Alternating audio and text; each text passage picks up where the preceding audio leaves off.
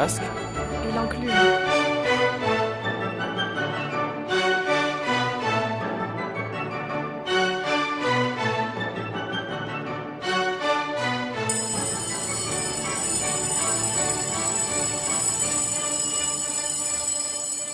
Caillou. Il y a donc Rosalie. Bonjour Rosalie, vous êtes en classe? Bonjour, je suis en classe de première L. De première L au lycée Gustave Flaubert. J'ai avec moi également Dan. Bonjour Dan. Bonjour, Vous êtes en classe de terminale, je suis en terminale S. terminale S. Et puis nous accueillons également Lilia. Bonjour, vous êtes en première L. Alors pour débattre aujourd'hui, nous accueillons également donc Madame Werfeli, qui est professeure de lettres au lycée Gustave Flaubert. Bonjour Madame Werfeli. Bonjour. Et le débat sera aujourd'hui animé par Anne-Bénédicte Branca, qui enseigne au lycée les lettres. Est-ce que vous êtes prête pour arbitrer? Oui, bonjour, je suis prête et ravie d'arbitrer ce débat. Allons-y. Alors, comme nous tous, vous avez eu connaissance des romans finalistes pour ce prix Goncourt il y a 2 mois. Et depuis le début du mois de novembre, eh bien, vos moments de loisirs sont occupés par la lecture de romans francophones publiés l'an passé. On commence avec le roman le plus court de la sélection. Il s'agit de celui de David Diop, Frères d'âme, qui nous plonge opportunément à l'occasion de ce centenaire de la fin de la Grande Guerre dans le cauchemar du front. Je laisse la parole à Madame Branca. Alors Rosalie, vous avez choisi de nous parler de ce roman. Est-ce que vous pouvez nous dire un mot du personnage principal, du héros de Frères d'âme? Oui, alors ce héros, déjà tout ce roman se passe au moment de la Première Guerre mondiale. Donc Il est sur le front, n'est-ce pas? oui, donc ça se passe dans les tranchées et sur le front. Donc c'est un soldat africain. Et on va être un peu dans sa tête pendant tout le roman. Donc on va en savoir plus sur son histoire. Et il va un peu dénoncer le fait que les Africains soient un peu jetés au premier rang pendant la guerre, en tant que chair à canon. Il est vrai qu'on assiste à de très nombreuses scènes de violence et qu'on vit de l'intérieur.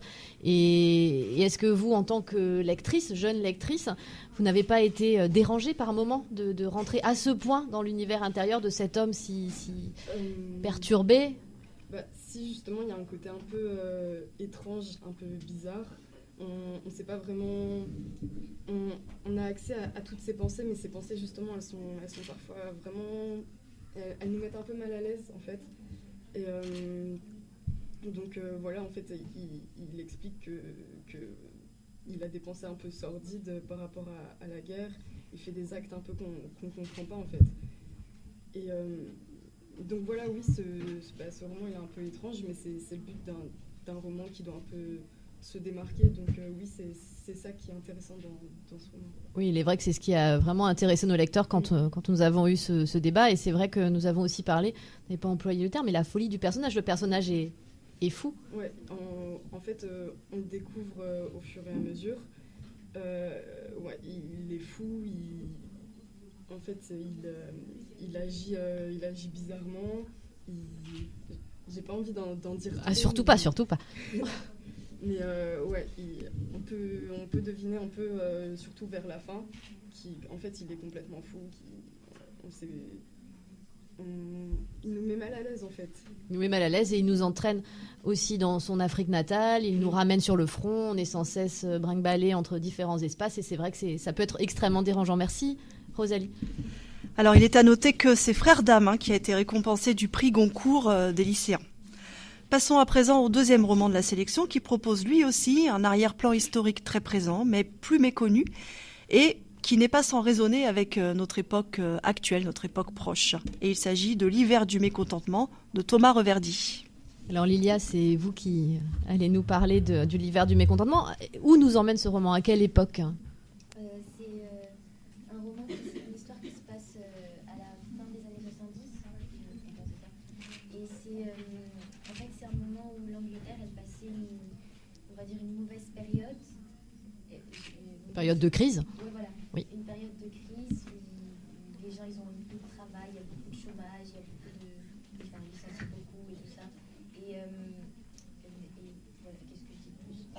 vous nous en avez déjà dit pas mal. On est effectivement à la fin des années 70 en Angleterre et le roman nous conte l'avènement d'une figure historique qui va beaucoup compter dans l'Angleterre des années 80. C'est Margaret Thatcher. C'est elle-même qui apparaît vers la fin du roman. Alors, il n'est pas question que de Margaret Thatcher dans ce roman. Il est question du personnage principal, Candice. C'est une jeune femme qui est vraiment immergée dans ce contexte politique et social très, très complexe. Elle a une famille aussi très compliquée, beaucoup de difficultés financières de ce côté-là également. Mais elle fait du théâtre, Candice. Et elle joue une pièce de Shakespeare. Et grâce à cette pièce, elle va peut-être vivre des émotions qui vont lui permettre de comprendre des événements de l'Angleterre de la fin des années 70, qui est du coup un peu étonnant. Et vous voulez nous en dire un peu plus sur ce personnage captivant ? Donc Candice, voilà, c'est un des personnages principaux du livre. Et à part le fait que... Donc en fait, donc c'est un personnage qui, au fur et à mesure, on va voir comment elle essaye de gérer la situation qui se passe en Angleterre. Parce que ça touche tout le monde, donc elle aussi. Et elle essaye de vaincre ça. Elle a un petit boulot qui lui permet de pouvoir payer tout ce qu'elle doit se payer et tout ça. Et en même temps, elle essaye aussi de vivre de sa passion qui est le théâtre. Et qui en plus, elle adore ça et tout. Et c'est une pièce qui va lui permettre aussi, au fur et à mesure qu'elle va la jouer, qu'elle va apprendre à vraiment rentrer dans la peau de son personnage et de le comprendre. Parce que l'histoire de la pièce qu'elle Oui. va jouer, c'est une histoire aussi dans laquelle elle arrive à retrouver des aspects un peu de ce qui se passe présentement, pas dans sa vie, mais dans la vie en général. Oui, alors que c'est une pièce très ancienne de Shakespeare du XVIe siècle, Richard III, je crois. Hein. Henri. C'est Richard III, c'est Richard, oui. Et voilà, encore, j'ai pas trop envie d'en dire trop. Surtout pas, là encore. Il va y avoir surtout au niveau de la pièce, elle va comprendre comment ça se passe au niveau du pouvoir, comment on prend le pouvoir, pourquoi, enfin voilà, de ce genre de choses. Et voilà. Et en même temps, on va aussi, on va pas découvrir seulement comment elle va faire pour gérer le côté, tout ce qui est économie, tout ce qui est travail et tout ça. C'est aussi, elle apprend à se connaître elle-même. C'est une jeune femme qui devient adulte sous nos yeux. Voilà, c'est pas un livre dans lequel l'auteur il fait que nous parler de ce qui se passe. C'est pas juste il nous dit oui, donc il y a ça. On suit vraiment sa vie personnelle aussi, et ça vous a intéressé. Il intègre des relations, il intègre des sentiments, et du coup ça fait qu'on s'attache, mais pas vraiment. Enfin, oui, on s'attache à eux, et puis on s'identifie quelquefois aussi, même quand ça parle pas vraiment des personnages. Il y a des moments où l'auteur il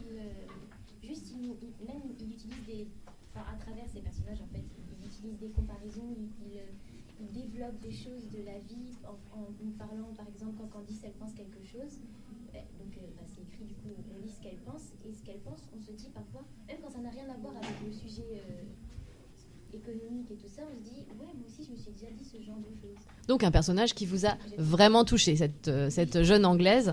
Ce qui a été aussi relevé par nos lecteurs, c'est la richesse musicale de cette œuvre. Peut-être Dan veut en dire un mot, je vois que vous approuvez. Alors oui, en fait, chaque chapitre est précédé par un titre de cette époque-là. Donc on a plusieurs groupes célèbres de rock, notamment The Clash, il me semble. Très peu de Beatles, ce qui m'a assez étonné. C'était déjà trop tard. C'était déjà tard, mais on voit aussi quand même cette affinité entre le personnage, qui est quand même une rebelle dans la société, et cette scène qui est en train d'émerger. Scène punk rock, Clash, voilà, exactement. Joy Division, effectivement. Merci. Alors le troisième roman de la sélection est lui aussi marqué par un arrière-plan historique net. Il s'agit du roman Maître et esclave de Paul Gréveillac. Alors Dan, là encore, est-ce que vous pouvez nous présenter en quelques mots ce contexte historique dans lequel évoluent les personnages de Maître et esclave ? Alors Maître et esclave, c'est un livre qui commence au début de la révolution communiste chinoise, donc après la Seconde Guerre mondiale et pendant la guerre entre les communistes chinois et le Kuomintang, ce qui était l'autre partie de droite, qui était majoritaire. Et il évolue au fur et à mesure. et on suit un personnage qui vient d'une contrée défavorisée, qui est né dans un milieu défavorisé, dans un village. Et avec son évolution, on voit comment a progressé la Chine, quelle était la conception de la Chine elle-même, des paysans qui ont vécu pendant ce temps-là, comment on les traitait et tout ce qui se passait avec eux. Merci Dan. Et ce roman qui nous emmène quand même dans un univers très très éloigné de ce que nous connaissons ici aujourd'hui, vous avez déjà dit lors de nos précédents échanges qu'il vous paraissait pertinent de le lire, qu'il éclairait aussi notre époque aujourd'hui. Est-ce que vous pouvez revenir sur cette idée ? Alors oui, bien sûr. Donc je pense que dans un monde où la Chine prend de plus en plus de pouvoir, donc c'est l'une des puissances économiques essentielles aujourd'hui, l'une des plus puissantes puissances économiques. Et ce roman nous permet de comprendre comment en fait elle a évolué avec justement avec ces paysans desquels on parle pas forcément, et on connaît très peu leurs histoires. D'ailleurs, on n'en parle pas du tout. Et en plus de ça, il y a quelques résonances qu'on pourrait éventuellement relever, Oui. Comme par exemple le président actuel de la Chine, Xi Jinping, à lui-même est président à vie. Il a changé la constitution chinoise, ce qui peut éventuellement nous faire penser à Mao, qui était en pouvoir pendant cette époque. Oui, en effet, donc et même de manière plus large, je crois qu'on avait eu cet échange aussi la dernière fois avec tous nos lecteurs du comité Goncourt. L'intérêt que l'on peut trouver, nous, à être immergé dans un univers qui devient extrêmement autoritaire, le contrôle qui met en place un contrôle sur les individus. Vous aviez été sensible à ça. Ça met en place vraiment un point de vue intérieur du communisme chinois, ce qui n'est pas très répandu. On ne connaît pas vraiment, oui, bien sûr. De régime autoritaire. Et dernier point qui avait retenu votre attention, me semble-t-il, la qualité du style. Et là, notre comité avait salué à l'unanimité l'écriture, la qualité de l'écriture de Paul Gréveilhac. Est-ce que vous pouviez aussi nous dire ce que vous pensez de cette écriture ? Donc, déjà le sujet n'est pas facile à comprendre. On a un contexte qui est très complexe. Et Paul Gréveilhac réussit à le dépeindre avec une facilité, avec une légèreté, mais aussi avec une certaine poésie. Comme ça, on peut le comprendre facilement, sans réelle difficulté. Je crois que le seul problème serait les noms qui sont très différents des noms occidentaux et qu'on peut confondre facilement. Oui, ça on a perdu quelques-uns, effectivement. Merci, Dan. Ils sont pris. Alors, le dernier roman en lice, c'est celui qui a été récompensé du prix Goncourt cette année.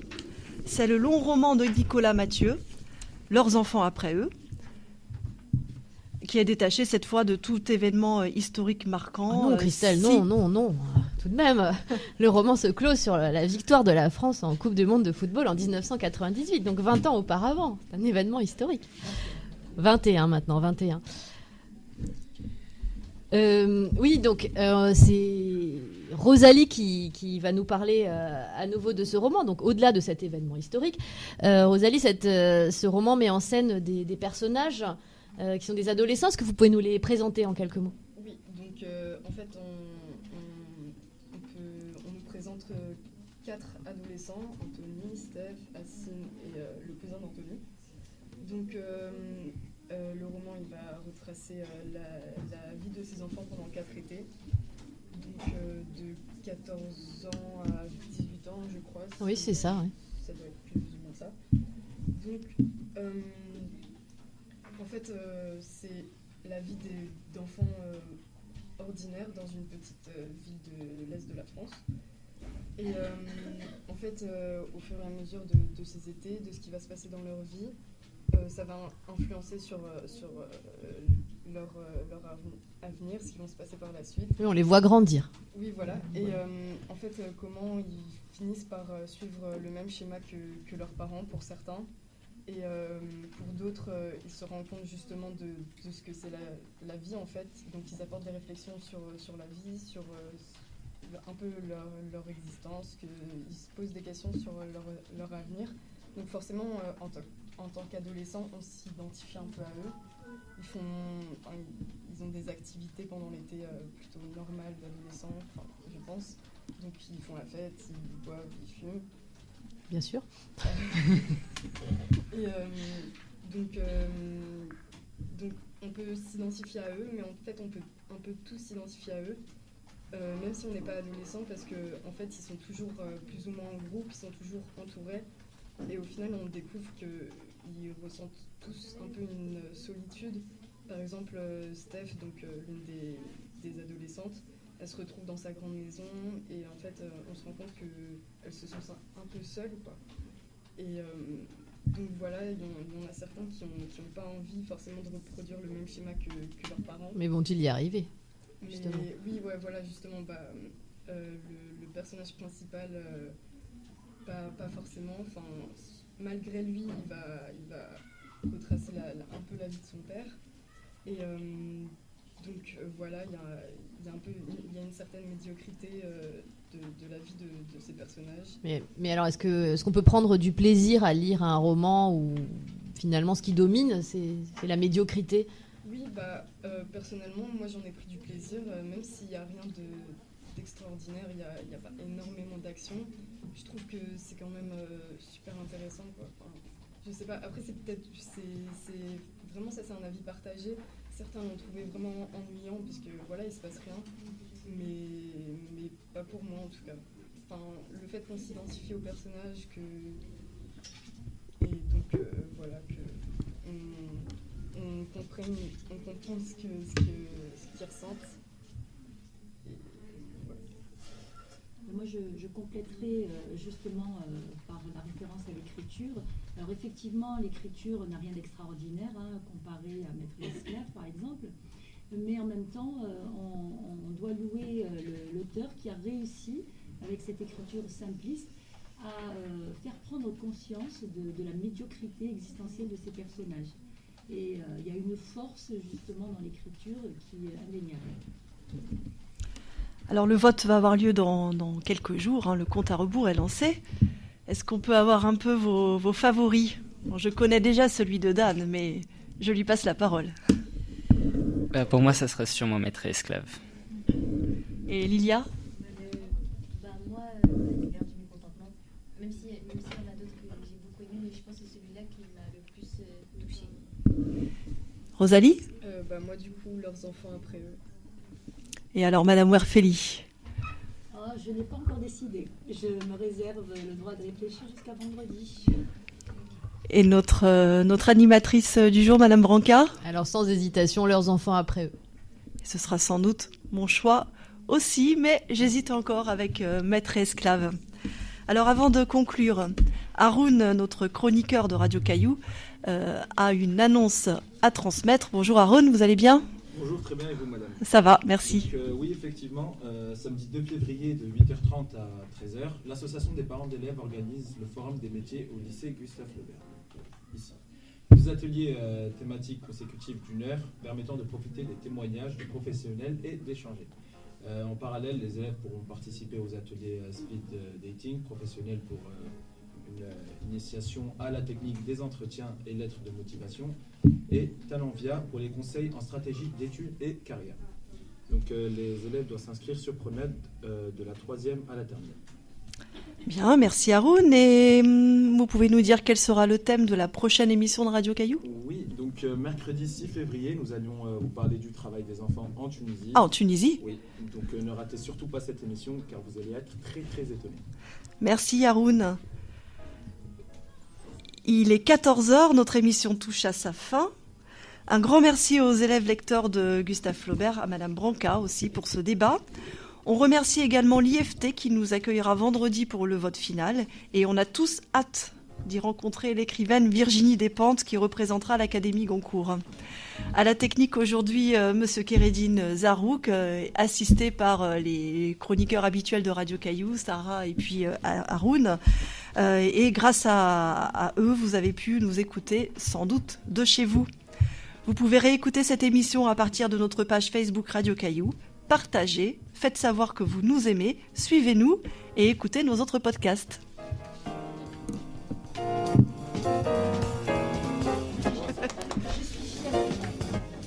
Ah, nous aussi.